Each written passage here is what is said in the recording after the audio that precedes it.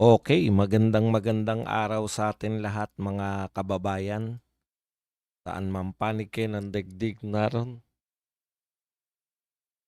Dito na naman tayo sa another episode ng ating Badong Aratilis Vlogs. Pag-uusapan natin ngayon, ito po, no, si Ping Lacson ay inoperan daw ng para sumama sa civil military junta. Ito po yung napapabalita ng ayaw nilang pumalit si BP Sara. Gusto nila si Ramon Ang. Iyan. Eto naman po, pumalag po ang palasyo ng Malacanang dito po sa panawagan ni BP Sara na magpa-hair follicle test na itong si BBM. Yan po ang mga pag-uusapan natin ngayong umaga, pero bago yan, kung bago ka pa lang dito sa ating channel, mag-subscribe ka na. Dahil ito lang ang tanging channel na may kinikilingan, may pinapanigan, una sa balita, uli sa impormasyon, kaya ano pang hinihintay nyo? Pindot na. Okay. Tinitignan ko tong post. Ayon daw kay Leonardo Legarda Libiste, si Congressman Libiste. Teka lang mahirap nang maano tayo. Mahirap na tayong mabatas. Leonardo Libiste. Baka hindi po talaga si Libiste. Baka alam niyo naman, daming AI. Yan, Leonardo Libiste.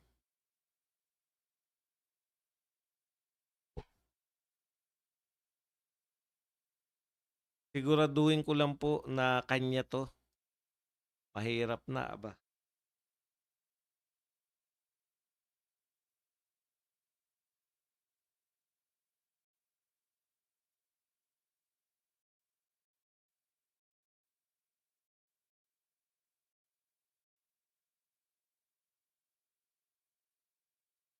Bakit nakalagay dito?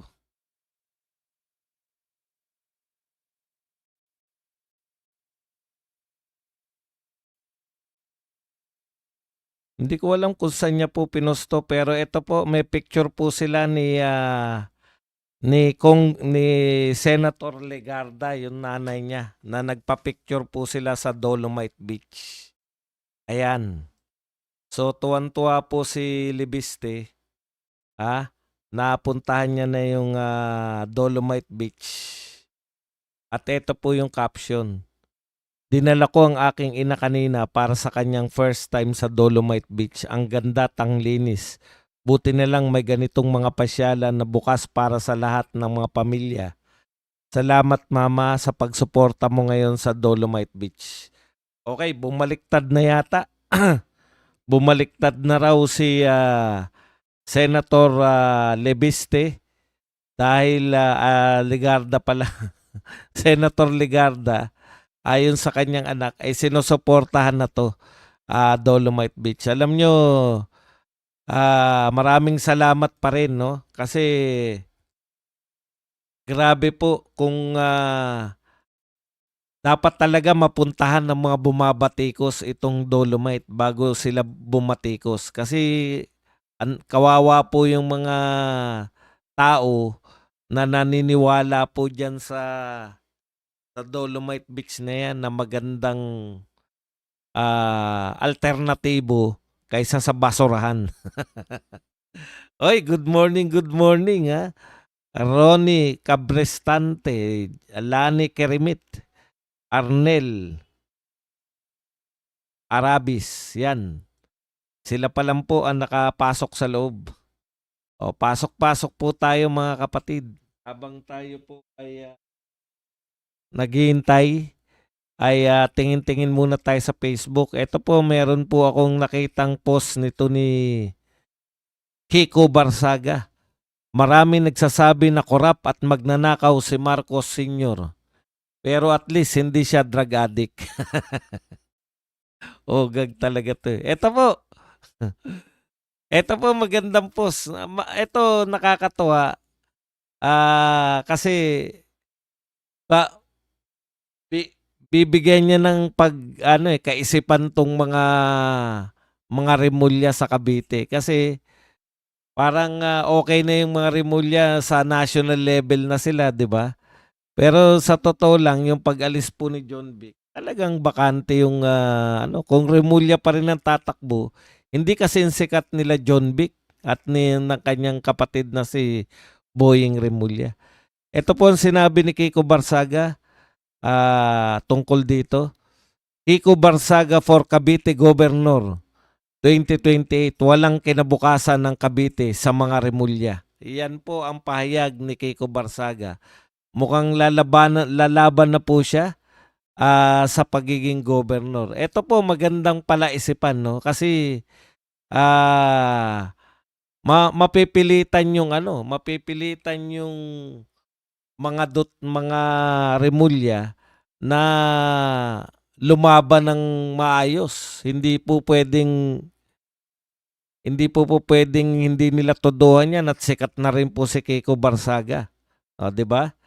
Tapos kasi kampante na sila na DILG, tapos yung isa naman ay ombudsman. Paano sa 2028? Kaya malamang to sa bagay, hindi na DILG sa 2028 to si John Vic Rimulya. Kumbaga, coterminus siya ng presidente ng Pilipinas eh.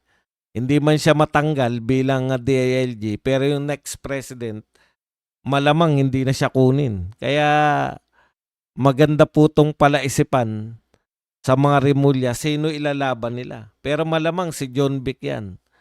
Kung si John Vic naman,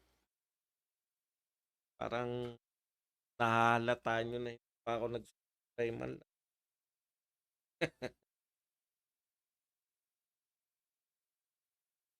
Okay, kung si John Vic naman, sayang naman yung slot na nila sa senatorial balls, di ba? So, maganda po yung ginagawa ni Kiko Barsaga. Ginugulo niya. Ginugulo niya yung mga Rimulya sa sarili nilang tahanan. Pero kung ako lang ang masusunod, mas gusto ko po si Congressman Meow Meow. Ayaw talaga eh. Oh. Ayaw na sumunod ng buhok ko, may sariling siyang buhay. Hayaan na natin. Okay. Mas may pakinabang para sa akin si Congressman Barsaga kung mananatili siya sa Kongreso. Kasi national level yung mga congressman eh. Kaya pang national level talaga dapat to si Congressman Barsaga. Tapos takbuhan niya na lang takbo na lang siya ng senador pag pwede na siyang tumakbo, 'di ba? Okay.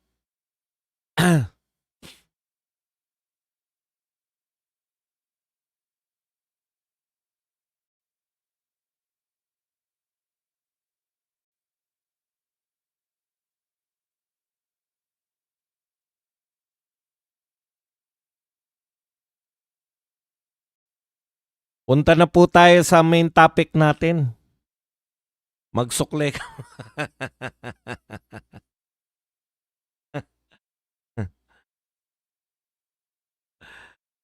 Okay, punta na po tayo rito sa main topic natin. Ito po nakakagulat po, no? Ito muna. Sabi po ni BP Sara, hindi ka pwedeng humindi. Ito. Vice President Sara Duterte told President Ferdinand Marcos Jr. to finally heed calls to take a drug test amid allegation of cocaine addiction. Yan. According to Duterte, the president, like other government officials, can't just say no when asked to prove they are fit to lead. Kapag president o vice president ka o any government official for that matter, hindi ka pwedeng humindi. Sinabihan ka na magpa-drug test ka, magpa-neuropsychiatric exam ka, or any other exam na mag-relate sa competency mo to lead. Ayan po ang sinabi niya sa interview niya.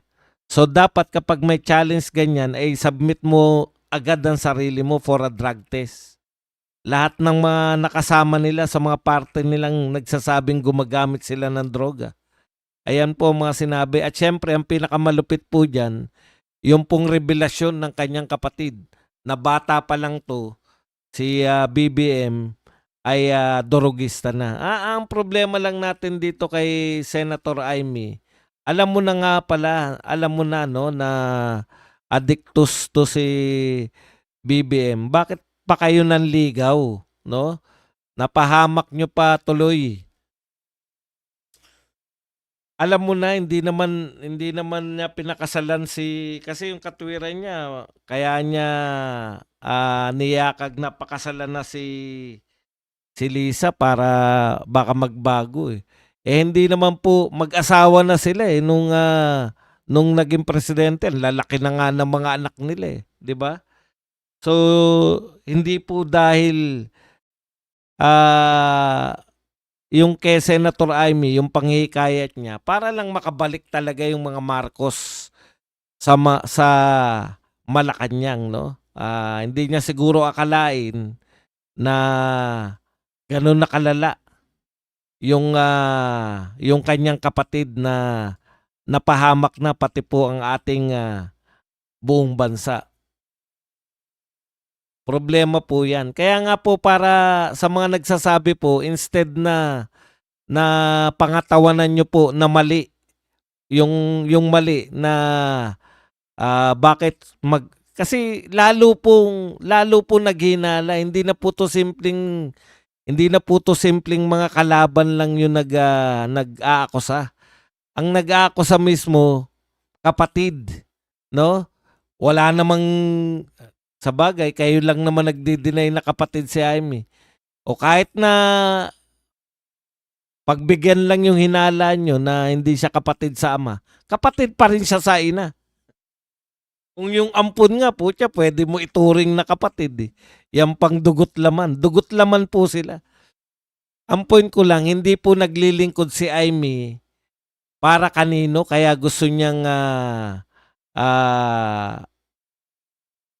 bumitaw na lang yung kanyang kapatid. Ang ginagawa ni Amy ngayon, survival na ng pamilya Marcos. Hindi nyo ba naintindihan? 30 years sila eh. Naranasan niya siya mismo. Siguro hindi ganong naranasan ni BBM. Yung sila po ay na-exile. Kasi ang panganay si Amy. Si Amy yung nakaranas kung gaano kahirap yung lumaki kayo ng ubod ng yaman.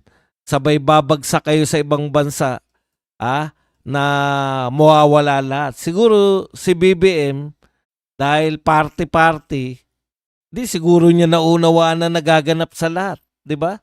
Kasi party-party nga. Baka enjoy rin siya. Ganun talaga eh. Pagka wala ka sa wisyo. Kaya nga ito po yung alam nyo sa totoo, katulad ngayon, sinasabi nyo, panay-puri nyo kay BBM. Alam nyo, mapupuri talaga si BBM once na i-live niya yan. I-live niya na hair follicle test. Pati yung resulta live. Matutuwa talaga mga tao eh. Kaya siguro yun yung ako, ang tingin ko kay Amy, sinasabi nila, grabe na panggagamit, hindi panggagamit yung term, grabe katraidoran. Ano mahihita ni Amy? 'Di ba? Kung babagsak sa kapangyarihan yung kanyang kapatid. Anong mahihita niya kung may uupong iba? Ang ginagawa ni Amy, iligtas naman yung sarili nila uli, hindi kung ano pa man. Pero wala tayong magagawa eh. Ang daming taga-kahol na pinagtatanggol pa. Ito po ang pahayag naman ng pamimiloso po. Siyempre, alam nyo naman, si Auntie Claire, laging on the go. Ayon po kay Auntie Claire, ayan no, a Malacanang official on Sunday countered Vice President Sara Duterte's insistence that President Marcos cannot decline calls to him to undergo a drug test, pointing out that the palace spokesperson for President Rodrigo Duterte maintained that no one can order a president to undergo drug testing. Di ko maintindihan to si Auntie Claire, no? Masyadong luma yung mga pinagbabatayan niya eh. Wala namang pong basehan kung bakit mo si PRRD, wala namang basehan na hindi ko po ma-recall kung meron po nagbibintang kay BBM, kay PRRD nung siya po ay Pangulo na siya po ay isang adik. Tus. Meron po ba kayo narinig? Ang alam ko pong binibintang kay PRRD, siya po ay mamamatay tao sa pagkukondak ng war on drugs. Yun lang. Yun lang ang pangunay. Berdugo. Never ko po narinig na inakusahan siya na hindi po ganun yung clamor. Hindi po yung mayat-maya magpa-drug test ka. Wala pong ganun eh. Di po ba? Ang mayat-maya siya, yung berdugo siya, yung siya po ay criminal, yung utak niya, sexist, masyado siyang basto sa kababaihan, palamura. Yan po yung mga lutang na binabanat kay PRRD. Kaya po wala pong nationwide clamor na magpa-drug test. Kung yan man po ay sinabi ni Harry Roque at that time na siya ay spokesperson, no? Isa lang po kahulugan yan. Sa erita lang. Walang makakapag-utos sa Pangulo. Kasi out of the blue, siguro may isa o dalawang tao lang. Hindi ko kasi natandaan na mayroong malaking clamor o nationwide clamor na magpa-drug test si Tatay Digong. Kasi hindi yan yung ini-issue sa kanya. Eto mga kung ano-ano na lang makasagot lang. Pag may issue ng flood control, never nga na-issue si Tatay Digong tungkol sa flood control eh. Dahil walang malawakang baha. Alam niyo ba ginagawa ni Tatay Digong noon kung bakit walang malawakang baha? Nililinis lang yung mga estero, yung mga ilog. Simpleng-simple lang. Lagi lang silang may katwiran bakit si Duterte hindi nagpapadrug test. Kasi wala naman nag-aakusa sa kanyang adik eh.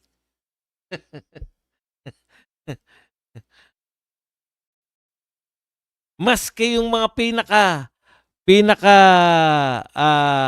malalalang mga anti-drug war nga si Tatay Digong, bakit naman siya yung ibig sabihin, kung pag hinalaan mo siyang adik nung panahon na yan, malisyoso na masyado yun.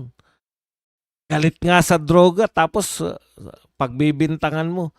Bakit ka magpapadrug test? Hindi raw nagpapadrug test. Bakit ka magpapadrug test kung hindi ka naman adik?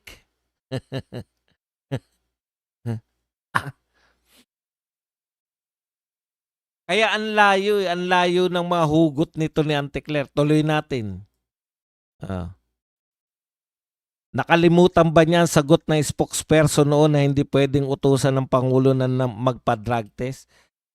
Kasi nga kung bakit mo nga ipapadrug test, galit nga sa droga, parang iniinsulto lang nila si Digong. O ikaw magpa-drug test ka.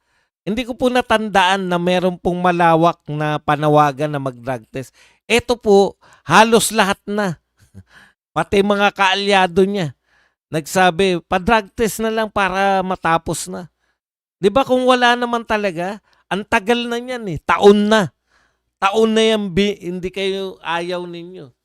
Iba-iba lang ang sagot. Minsan sasabihin, nagpa-drug test na, negative nga. Minsan.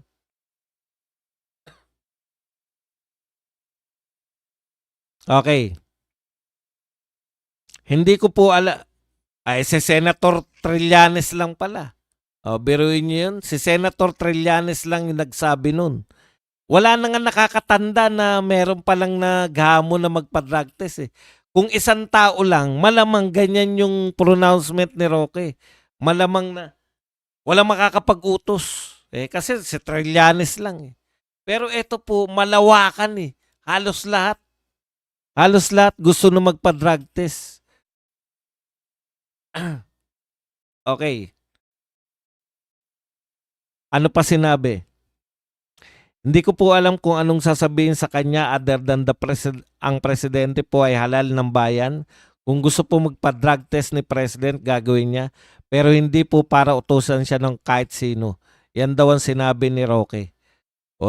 Yung kahit sino na yun, hindi po taong bayan yun. Si Antonio Trillanes lang.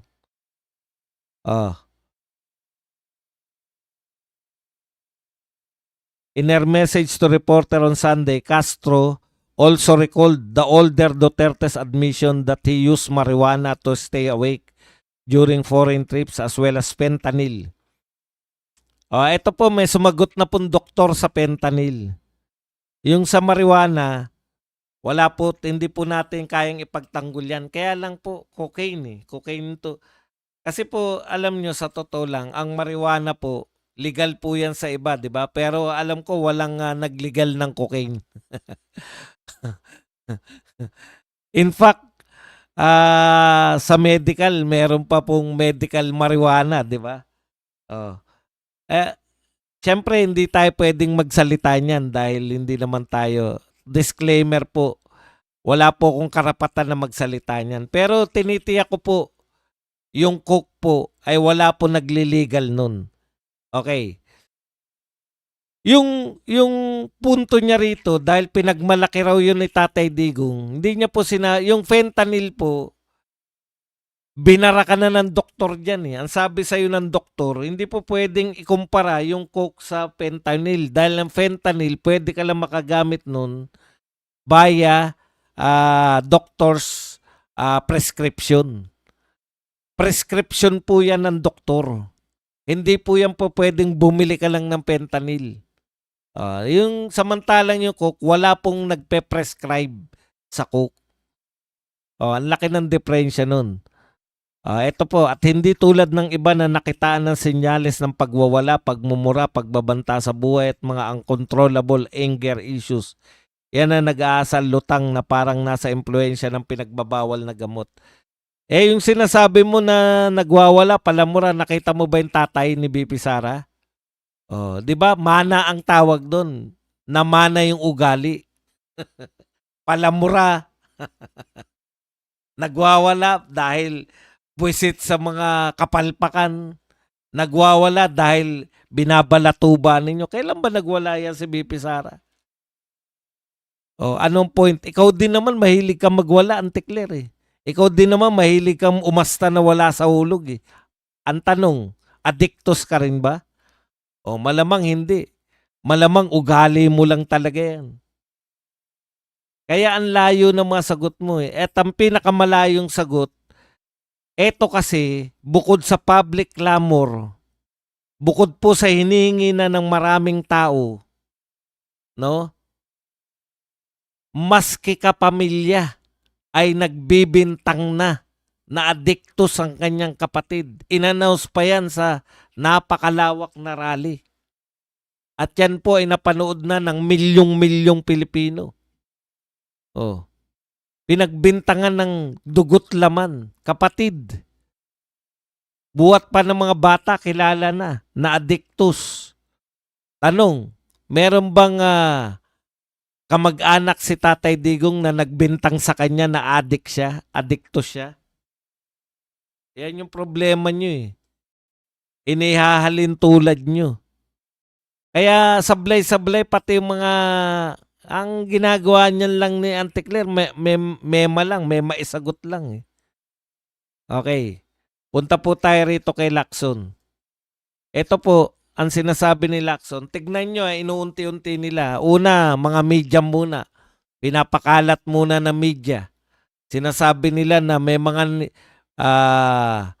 pag kung sakali, yan sila Arnold Clavio nagpapakalat niyan. Kung sakaling magkaroon ng military junta, ipasa kagad kala Ramon Ang. Si Ramon Ang na Ramon Ang eh. Ramon Ang, kung wala ka talagang kasalanan, idemanda mo yung mga nagsasabi ng pangalan mo na parte ka niyan. Sinasabi mo lang hindi ka papasok sa politika eh. 'Di ba? Hindi ba kasiraan mo yan? Magagalit sa'yo lahat ng Duterte. Sabagay, wala naman kayong pakailam. Wala naman kayong pakailam sa mga tao talaga eh. Kayong mga oligarko eh. Ang tuwa nyo lang na na hindi sundin ang konstitusyon. Illegal po yan. Yung pong magpanukala na agawin yung kapangyarihan, illegal po yun. Yung mga sinasabi nyo, ang sedisyon daw yung mga nagrarally na nananawagan ng Marcos resign. Hindi po yun. Panawagan nga, Marcos resign. Kumbaga, si Marcos pa rin po. Si Marcos pa rin po ang magpapasya dun sa panawagan nila. Hindi yung sila. Hindi sila yung magpapatalsik. Si Marcos pa rin ang kusang bababa. Ito po, military-civilian junta. Ibig sabihin, sama-sama, civil-military junta. Civilian at military. Ito po, pakinggan natin si Lacson. Si Lacson, ang dami na po niyang una, pinagtatanggol niya si BBM. Ano ngayon ang sinasabi? Pinatutunayan mo ba na tatanga-tanga, sabi ni Jay Sonsa, napapaikot si BBM na yung 25% na pupunta sa mga USEC lang at hindi sa kanya? Yun yung gustong gawin hindi dinideny ni Lacson na may tumatanggap sa Malacanang. Ang dinideny niya, si BBM ang tumatanggap. So, ibig sabihin, tapos sinasabi pa niya, nagagamit si BBM dahil sa sobrang bait, namamanipulate. Delikado po yan. Kasi hindi lang naman po trabaho ng presidente yung magpagawa ng flood control projects o mag-insert ng mga programa. Hindi lang naman po yun. Meron din po tayong pakikipag-ugnayan sa labas. Baka napapaikot din si BBM sa pakikipag-ugnayan natin sa labas. Kaya wala siyang kamalay-malay na binanatan niya yung China ilang araw lang. Tapos pagkalipas ng ilang araw sa APEC ay nakikipagkamay na siya kay Xi Jinping. Delikado po yan yung sinasabi ni Lacson na nagagamit si BBM na sobrang bait. Hindi po pwedeng ang presidente po natin kung sino-sino gumagamit.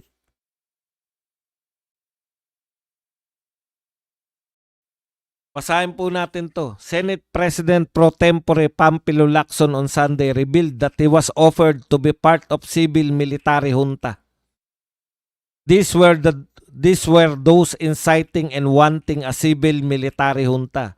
Some retired military officers have reached out to me. I won't mention names. I was ignoring them. Some even offered that I be part of the junta of the council, but I did not entertain them. He said in an interview with Radio DCBB. Alam mo, Senator Lacson, illegal po yan. Yung civil-military junta. Ito ba yung kaugnay ang mga negosyante? Sila ba yung civil dyan? Kasi pinalulutang nila na dapat ang sumunod kay Marcos kung sakaling umalis o matanggal sa pwesto ay hindi si BP Sara kundi isang civil-military junta na pamumunuan ni Ramon Ang. Yari kayong mga oligarko pagka nakabalik sa pwesto si Duterte. Yung mga oligarko, yung galit ni Tatay Digong dyan, grabe kasi ayon nga kay Tatay Digong, itapat mo raw yung batas, anti-corruption law, anti-graft and corruption law. Itapat mo raw sa kontrata ng Maynilad at saka Manila Waters. Putya kung ano yung mga pinagbabawal dito sa anti-graft and corruption law, yun naman po ang nakalagay sa kontrata ng Maynilad at Manila Waters nung pinag-ooperate sila ng tubig. Kaya galit po yung mga oligarko kay Tatay Digong. Galit din sila nung yung oligarkong ABS-CBN ay hindi nagkaroon ng bagong in fact, kasama si Remulla dyan sa lumalaban sa ABS-CBN. Dyan sila nakilala. Sabagay, kilala na si Remulla. Dyan natin nakilala ng gusto si Marcoleta. Kaya tama yan na merong ganyang mga balak. Pero ano dapat ang gagawin ng isang Lacson? Ipasa mo yan, ipa-imbestigahan mo yan. Di ba magaling ka mag-imbestiga? Hindi ba dapat tukuyin nyo kung sino yung mga namumuno dyan at paghuhulihin nyo? Oh. Dahil lumalabag sa batas yung mga yan. Ayon sa konstitusyon, pag nawala ang presidente, vice president, huwag nyo pong ipatanggap sa mga tao sa pamamagitan ng media. Nila Karen Constantino, tsaka to si Arnold Clavio, na pinatatanggap sa amin na pag nawala daw si Marcos, dapat daw si Ramon ang mamuno. O hindi naman sinabi ni yun, si Arnold Clavio sinabi yun. Pero si Constantino hindi naman. Pero ayaw daw niya na pumalit. Oh. Akala mo siya yung batas eh.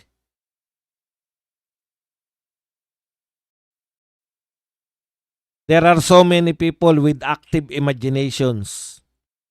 Yan. Ito po. During times of crisis like this, we cannot blame them for thinking up extra legal and unconstitutional ways. Perhaps in their passion to change the system because they saw how systemic corruption has become. That's where they are coming from. Kaya nga eh, ikaw nga Blue Ribbon Committee, dapat nga imbestiga ka na ng imbestiga eh. Kailan na naman uli ang investigasyon mo sa Blue Ribbon?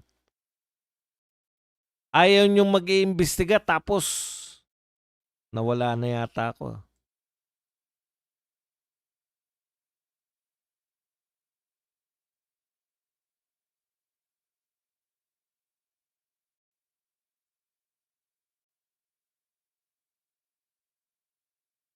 Carmina Constantino daw, hindi raw Karen Constantino. Thank you po sa pagtatama. Senator Amy Marcos, hindi pala ito, dito na pala tayo. At hindi tulad, sabi pa ni Lacson also rejected proposal as a so-called transition council in a supposed military back reset, saying they are all unconstitutional. Ang sagot pa ni Lacson, dream on. He said when asked to comment on those making such proposals. Hindi mo pala sinusuportahan yan eh. Ano yung ginagawa mo? Bakit ka nagpapa-interview na merong kung illegal po ang inaalok sa inyo, Mr. Senator Lacson, ano po ang dapat nyong gawin? Yan yung kino-question na natin eh. Ano ang dapat nyong gawin kung may illegal na pati po si Magalong, binabanggit na yung Ramon Ang na yan eh. Kala naman nila may mga power sila na patanggap yan si Ramon Ang na si Ramon ang maging presidente ng Pilipinas kung sakali. Or gusto nila, wag na lang palitan si BBM. Indirectly, sinasabi nila, wag na natin palitan kasi mas worse yung papalit. Paano nyo nalaman na mas worse? Worse ba naganap sa Davao? Nung hinawakan po ba ng mga Duterte yung Davao, naging worse po ang Davao? Ang alam po sa Davao, pugad po yan ng mga kriminal noon. At saka marami pong mga insurgent na namumugad dyan. Ngayon po, insurgent free na, isa sa pinakamaunlad na syudad sa buong Pilipinas. Dati po, hindi pa po siya kasama sa top 10. Ngayon, kasama na sa top 10. Yan ba ang magiging worse ang Pilipinas? Panay lang kayo propaganda eh. Maski nga po yung sinasabi nilang issue na confidential fund, resolve na po yan. Kahit na po gawa-gawa lang nila issue, wala pong nakitang COA, na-cleared na ng COA. Ano pa bang confidential fund lagi? Yung Mary Grace Piatos, alam na rin po ng mga tao yan. Kung ano ibig sabihin yan. Ito po magandang post. Kaya kayo galit kay Sara Duterte kasi hindi siya nagpakain sa bulok na sistema. Di ba? Okay. Ayon naman po rito, ang missing link daw po ayon din kay Lacson, napakadaldal ni Lacson. Maya't maya, pabida. Bunuan missing link to tag ex-ES Bersamin in flood control mess, says Lacson. Okay, tignan nyo may conclusion na kagad si Lacson na may ugnayan wala kaming problema dyan kung tingin din namin, meron ding ugnayan si Bersamin dyan sa flood control mess na yan. No? Pero, ang sinasabi ni Lacson, wala pang ebidensya kay Bersamin, nagsasabi na kagad siya, hindi nyo ginawa yan kay BBM Hindi nyo rin ginawa yan kay Martin Romualdez. Pag nababanggit po, si Martin Romualdez nababanggit pa, hindi po kayo naghanap ng, hindi ko kayo naringgan na ang susi para madiin si Martin Romualdez ay etong mga tao na to. Wala pong ganun Ang sinasabi niyo po lagi, wala pang ebidensya na naglilid kay Martin Romualdez. Nung hindi pa hindi pa nilalaglag ni BBM yung pinsan niya. Nilalaglag sa Tokis pa lang.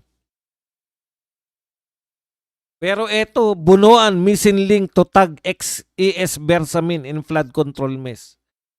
Ibig sabihin, tsak na si Lacson na may ugnayan si Lucas Bersamin kahit walang ebidensya, kahit walang nagtuturo kay Lucas Bersamin.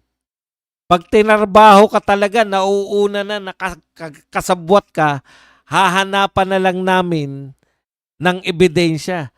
Pero pag kakampi ka, sangkatutak na ebidensya, may nagsasabi na naksangkot ka, pero ang sasabihin ng mga kakampi, 6 to 9 months bago makasuhan si Martin Romualdez. Ibang uri talaga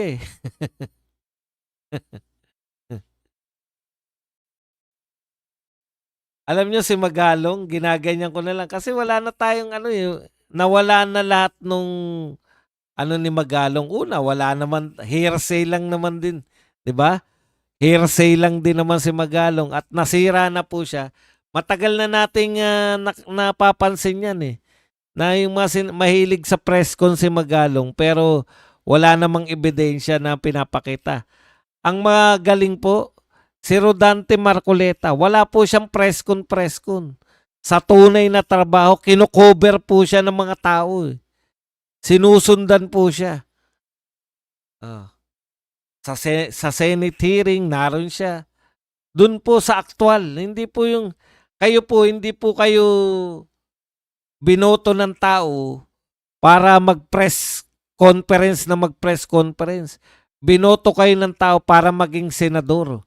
Pinakamagandang halimbawa ng senador ngayon, si Rodante Marcoleta, nakikipagtalo doon sa Senate floor, hindi po sa papatawag lagi ng mga press conference. Ano po makita nyo sa press conference? Pwede ba kayong debatihin ng mga taga-press? Pwede ba kayong debatihin ng mga taga-press? Doon kayo sa Senado kasi pwede kayong questionin doon. Tignan nyo si Kiko. Nangamote kay Marcoleta.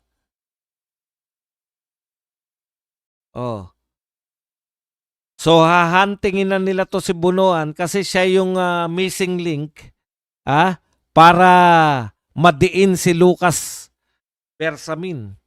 May ebidensya ba? Meron ba tayong testigo na nagtuturo kay Bersamin? Bakit po si Bersamin ang gustong-gustong i-involve? Kasi po sa dialogue nga ni Lacson, 'di ba? Napakabait ni BBM. Hindi niya magagawa yan, yung magnakaw. Napakabait ni BBM. Kaya may gumagamit sa kanya. Hindi po maniniwala na yung dinidiin nilang mga yusek, hindi po maniniwala ang tao Hindi maniniwala ang tao na yusek ang pinaka-mastermind. Di ba? Pati si Saldi ko napaikot na yusek. Tapos, tsapuera na si Martin Romualdez. Direkta, Yusek, tsaka Saldico. Kaya napapaikot si Saldico dahil Yusek ang kausap na taga Malacanang. Maniniwala ba si Saldico? Doon nila dinadala eh. Dapat may mas mataas pa sa dalawang Yusek na tayong ituro. Kasi ang taas na ni Saldico eh. Umamin na si Saldico eh.